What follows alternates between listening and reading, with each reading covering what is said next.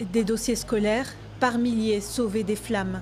Voilà ce qu'il reste de la mémoire de l'université Cheikh Anta Diop.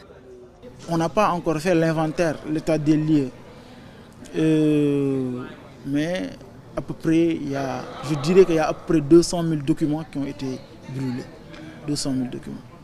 Je n'ai même pas le vocabulaire pour en parler. À ces étudiants aussi, les mots manquent. Le 1er juin dernier, à l'annonce de la condamnation à 2 ans de prison de l'opposant Ousmane Sonko, des individus munis de cocktails Molotov incendient les archives de la faculté. On ne peut dire que si c'était des étudiants ou des personnes donc hors du campus, on ne peut avancer sur ça. Mais en tout cas, ils étaient une centaine de personnes qui étaient venues ici pour saccager les facultés.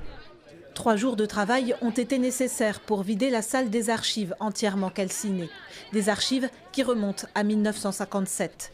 Depuis, une trentaine de bénévoles tentent de sauvegarder les traces du passage de plusieurs générations d'anonymes, mais aussi de personnalités.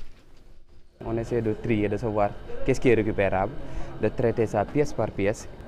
Voir des archives comme ça brûlées, c'est à la fois l'histoire de l'université qui sera tronquée et singulièrement la faculté des lettres. Aujourd'hui, des personnes ou des professionnels qui veulent retrouver leurs papiers, leurs diplômes, seront vraiment dans une situation assez difficile. Ce drame relance la question de la numérisation des archives au Sénégal.